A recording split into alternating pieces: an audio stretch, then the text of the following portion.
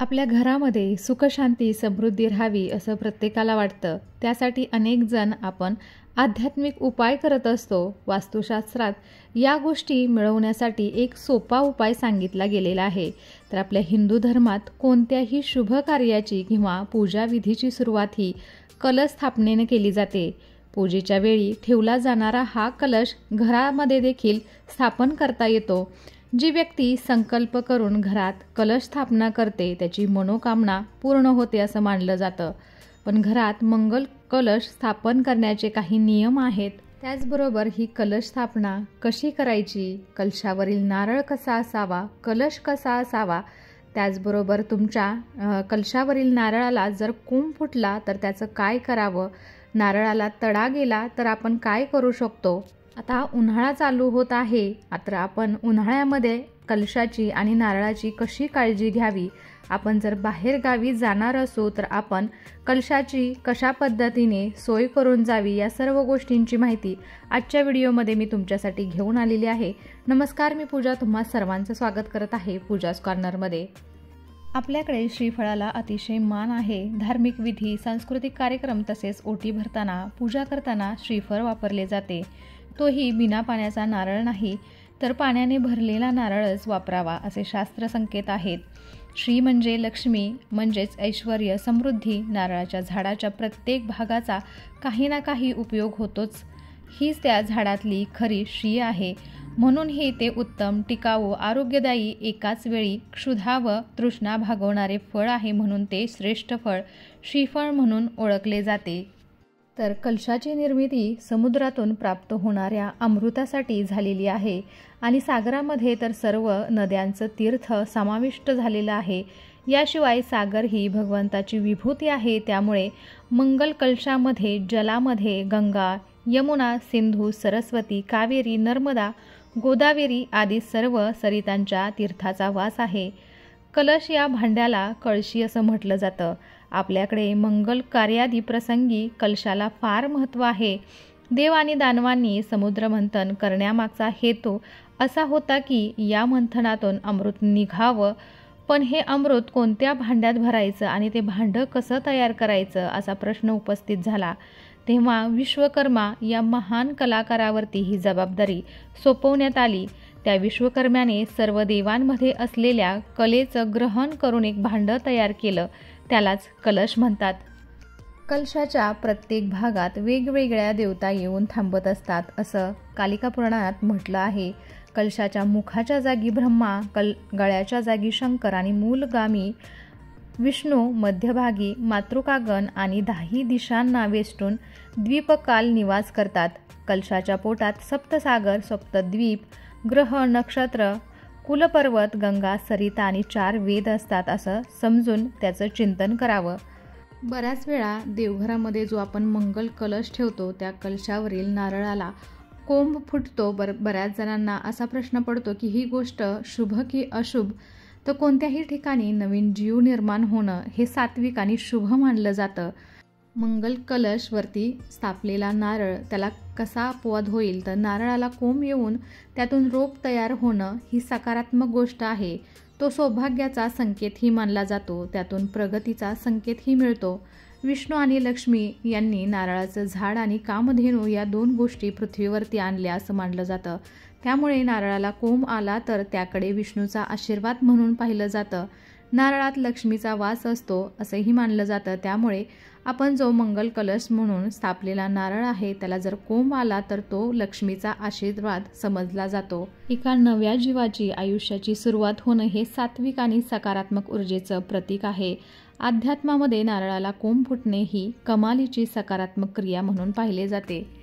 अनेकदा पूजत किंवा कलशावरती ठेवलेला नारळाला पूजेच्या आधी किंवा पूजा करत असताना किंवा कलशावरतीच असताना अचानक तडा जातो। अशा वेळेस अनेकांचे मन खराब होते, मनात पाल चुकचुकते की काही अशुभ संकेत तर नाहीत ना। तर हवेच्या आकुंचन आणि प्रसरण पावण्यामुळे नारळाला तडा जातो। सहसा थंडीच्या दिवसात किंवा भर उन्हाळ्यात किंवा यज्ञ सुरू असताना नारळाला तडा जाण्याचा प्रकार घडताना दिसतो। थंडीत, भर उन्हाळ्यात किंवा यज्ञ सुरू असताना बाहेरील तापमानात अचानक बदल होतो आणि नारळाचे पाणी आटले जाते, तापमान वेगळे असते, त्यामुळे आत आणि बाहेर वेगवेगळे दाब निर्माण होतात आणि त्यामुळे नारळाला तडा जातो. अनेकदा पूजा AC खोलीत किंवा हॉलवर केली जाते, तेव्हा ही हवामानात अचानक बदल झाल्यामुळे नारळाला तडा जातो. कलशावर ठेवलेल्या नारळाला तडा गेला म्हणजे आता लक्ष्मी रुसली, आता काहीतरी अघटित घडणार, पूजा बरोबर झाली नाही, देव कोपला की काय, यासारखे विचार मनात अजिबात आणू नका. पूजेत ठेवताना नारळ ओला करून ठेवा म्हणजे सहसा तडा जाणार नाही. आता ऊन वाढलेले आहे आणि वातावरणात गरमी जाणवायला लागलेली आहे. अशा वेळेस जर आपण बाहेर गावी जाणार असू तर अशा प्रकारे एखाद्या भांड्यामध्ये पाणी ठेवून त्याच्यामध्ये हा नारळ आपल्याला ठेवायचा आहे, जेणेकरून 3-4 दिवसामध्ये नारळ तसाच व्यवस्थित राहील आणि त्याला पाण्याची जी गरज आहे ती पण भागली जाईल. आणि जर नारळ किंवा बऱ्याच दिवस 2 दिवसासाठी जरी आपण बाहेर जाणार असू तर नारळावरती असा एखादा कपडा ओला करून आपल्याला गुंडाळायचा आहे, जेणेकरून सतत त्या नारळाला ओलावा मिळेल. थंडीच्या किंवा उन्हाळ्याच्या दिवसात किराणा दुकानात गेलात तर नारळ ओले करून गोणपाटात टाकून ठेवलेले दिसतील. ज्या दुकानात असे केलेले नसते त्यांच्या दुकानातील नारळांनाही भरपूर तडा जातात. तुमच्या जवळील एखाद्या दुकानदाराकडे याचे निरीक्षण तुम्ही नक्कीच करा. मनोभावे केलेली पूजा देवापर्यंत नक्की पोहोचते हा विश्वास ठेवा, जेणेकरून नारळाला तडा गेला तरी तुमच्या विश्वासाला तडा जाणार नाही.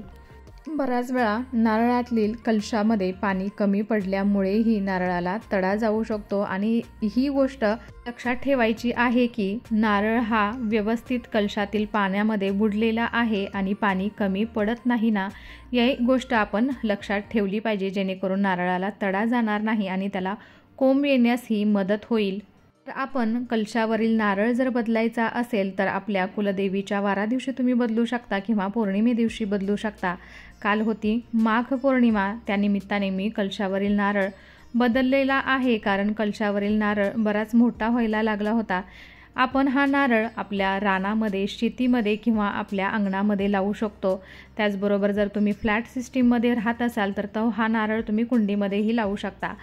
तर सर्वप्रथम स्नान वगैरे करून पूजास्थानी जावे. त्यानंतर सर्वश्रेष्ठ कुलदेवता, ग्रामदेवता, आवडत्या देवता आणि पितरांना नमस्कार करून आपण आसनावरती शांतपणे बसायचं आहे. त्यानंतर आचमन आणि प्राणायामाद्वारे आपण मन शुद्ध करायचं आहे.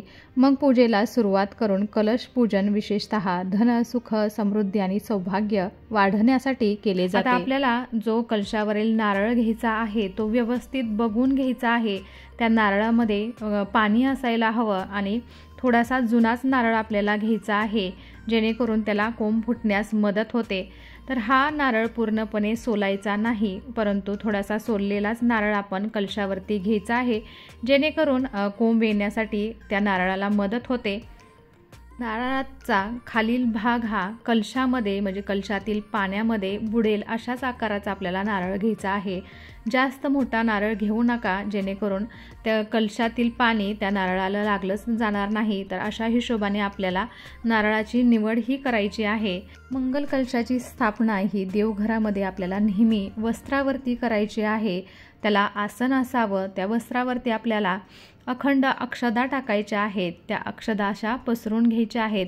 एखादी स्टीलची किंवा तांब्याची प्लेट ही तुम्ही यासाठी वापरू शकता. आता याच्यावरती आपल्याला हळदी कुंकू व्हायचं आहे आणि यानंतर आपण कलश तयार करणार आहोत. आपल्याला तांब्याचा एक असा कलश घ्यायचा आहे. तुमच्याकडे तांब्याचा कलश नसेल तर स्टीलचाही चालू शकतो. लोखंड सोडून कोणतेही भांडं आपल्याला एक घ्यायचं आहे. तर त्यानंतर त्याच्यावरती आपल्याला ओल्या कुंकवाच्या साहाय्याने स्वस्तिक काढायचं आहे. संपूर्ण स्वस्तिक इथे आपल्याला कलशावरती काढायचं आहे. त्यानंतर बाजूला असे 5 नाम ओढायचे आहेत. ओल्या कुंकवाच्या साहाय्याने हे 5 नाम आपल्याला ओढायचे आहेत. त्याच्यावरती थोडीशी हळद लावायची आहे. त्यानंतर हा कलश आपल्याला अक्षदांच्या आसनावरती ठेवायचा आहे. पूर्ण तांब्या भरला जाईल अशा पद्धतीने आपल्याला त्याच्यामध्ये पाणी टाकायचं आहे, जेणेकरून नारळ व्यवस्थित बुडला जाईल. त्यानंतर या पाण्यामध्ये आपल्याला हळद, कुंकू, अक्षदा, 1 रुपयाचं नाणं, 1 सुपारी, 1 फूल अशा पद्धतीने एक करून आपल्याला या पाण्यामध्ये या गोष्टी टाकायच्या आहेत. हा मंगल कलश समुद्र मंथनाचा प्रतीक देखील आहे. सौख्य आणि भरभराटीचे प्रतीक असे हे कलश, याला घट देखील म्हणतात. पाणी हे हिंदू धर्मात पवित्र मानले जाते, म्हणून पूजा घरात हे ठेवतात. यामुळे पूजा यशस्वी आणि पूर्ण होते. हे कलश किंवा घट त्याच प्रकारे बनवलेले आहेत ज्या प्रकारे अमृत मंथनाच्या दरम्यान मंदराचल डोंगराला घुसळून अमृत काढले होते. असे केसाळ नारळ मंदराचल डोंगराप्रमाणे आहेत. कलश हे विष्णूसारखे आहे आणि त्यामध्ये भरलेले पाणी सागरासारखे आहे. त्यावर बांधलेला दोरा हे वासुकी नामासम आहे, ज्याने मंथन केले गेले होते. यजमान आणि पुरोहित हे देव आणि दानवाप्रमाणे आहेत, किंवा असं म्हणतात की मंथन करणारे आहेत. पूजेच्या वेळी असेच मंत्रपठण केले जाते. यानंतर कलशावरती आपल्याला नागवेलीची किंवा विड्याची 5 पानं ठेवायची आहेत. त्यामुळे ही आपल्या नारळाला थंडावा मिळणार आहे. तुमच्याकडे जर विड्याची पानं नसतील तरी तुम्ही आंब्याच्या झाडाची पानंसुद्धा इथे वापरू शकता. तर वास्तुशास्त्राप्रमाणे ईशान्य दिशेने पाणी ठेवावं, असं केल्याने घरात सौख्य, शांती आणि भरभराट होते. म्हणून कलश स्थापनेच्या स्वरूपात पाणी ठेवावं. घरातील ईशान्य कोपरा नेहमी रिकामा ठेवावा आणि तिथे आपल्याला कलश स्थापना करायची आहे. असं म्हणतात की मंगल कलशात तांब्याच्या भांड्यात पाणी भरलेलं असतं, ज्यामुळे विद्युत चुंबकीय ऊर्जा निर्माण होते आणि नारळ देखील पाण्याने भरलेलं असतं. दोघांच्या संयोजनाने वैश्विक ऊर्जासारखे वातावरण तयार होते, जे वातावरण दिव्य बनवतं. यामध्ये जे सूत बांधले जाते ते ऊर्जा बांधून ठेवते आणि एक वर्तुळ बनवतं. अशा प्रकारे हे एक सकारात्मक आणि शांततापूर्ण ऊर्जा तयार करतं आणि जी हळूहळू आपल्या घरामध्ये पसरते. अशा प्रकारे मंगल कलशाची स्थापना झालेली आहे. सर्व मंगल मांगल्ये शिवे सर्वार्थ साधके शरण्ये त्र्यंबके गौरी नारायणी नमस्तुते. तर कलशाला नमस्कार करायचा आहे. तर तुम्हाला मी जवळून दाखवते. आपला नारळ हा कलशातील पाण्यामध्ये व्यवस्थित बुडालेला आहे. तर 2 दिवसाला तुम्ही हे पाणी नक्कीच बदलू शकता. बदललेलं पाणी आपण घरातील कुंड्यातील झाडांना घालू शकतो. त्याआधी एखाद्या फुलाच्या साह्याने हे थोडंसं पाणी आपल्या घरामध्ये शिंपडायचं आहे. सतत आपण कलशातील पाणी नारळाला पोहोचत आहे याची काळजी घ्यायची आहे, जेणेकरून नारळाला कोंब फुटण्यास मदत होईल. तर जिथे शेंडीचा भाग आहे थोडं थोडं करून आपण तिथेही पाणी घालायचं आहे, जेणेकरून तिथेही ओलावा राहील. आणि जो आधीचा नारळ आहे तर तो अशा पद्धतीने मी कुंडीमध्ये लावलेला आहे. तर गावाकडे तुम्ही तुमच्या शेतामध्ये लावू शकता, कारण नारळाचं झाड हे बऱ्यापैकी मोठं होतं. तर आम्ही जेव्हा गावाला जाऊ तर ही झाड मी तेव्हा तिथे घेऊन जाईल. तुमच्याकडे अंगणामध्ये जर जागा असेल तर अंगणामध्ये सुद्धा हे नारळाचं झाड तुम्ही लावू शकता आणि रोजची रोज या नारळाला आपण पाणी द्यायचं आहे. आपल्या धार्मिक ग्रंथामध्ये कलशबद्दल वर्णन आहे की सृष्टीची उत्पत्ती भगवान विष्णूंच्या कमळाच्या नाभीपासून झाली आणि कमळापासून ब्रह्माजी कलशात ठेवलेले पाणी त्या पाण्यासारखे मानले जाते, ज्या पाण्यापासून या संपूर्ण सृष्टीची उत्पत्ती झाली. कलशाला शास्त्रीय धार्मिक आधार आहे. कलश हे पाण्याचे पात्र आहे आणि पाण्याशिवाय मानवी जीवन शक्य नाही. ज्या घरात शुभ कार्यासाठी कलशाची पूजा केली जाते त्या घरात सदैव सुख समृद्धी असते. हा मंगल कलश समुद्र मंथनाचेही प्रतीक मानले जाते. पौराणिक मान्यतेनुसार मानवी शरीराची तुलना मातीच्या भांड्याशी देखील केली जाते. कलशाप्रमाणेच हा देहही जीवन रूपाने पाण्याने भरलेला आहे. ज्याप्रमाणे प्राण नसलेले शरीर अशुभ मानले जाते, त्याचप्रमाणे रिकामे भांडे देखील अशुभ मानले जाते. कोणतेही शुभ कार्य करण्यापूर्वी कलशात पाणी भरून कलशाची पूजा केली जाते. कमेंट करून सांगा आणि अशा छान छान आणि माहितीपूर्ण व्हिडिओजसाठी पूजाज कॉर्नरला सबस्क्राईब करायला विसरू नका. त्याचबरोबर बेल आयकॉनही क्लिक करा, जेणेकरून तुम्हाला माझे नवनवीन व्हिडिओज असेच पाहता येतील. चला तर मग भेटूया असेच एका छानसे आणि माहितीपूर्ण व्हिडिओ बरोबर. तोपर्यंत धन्यवाद. श्री स्वामी समर्थ.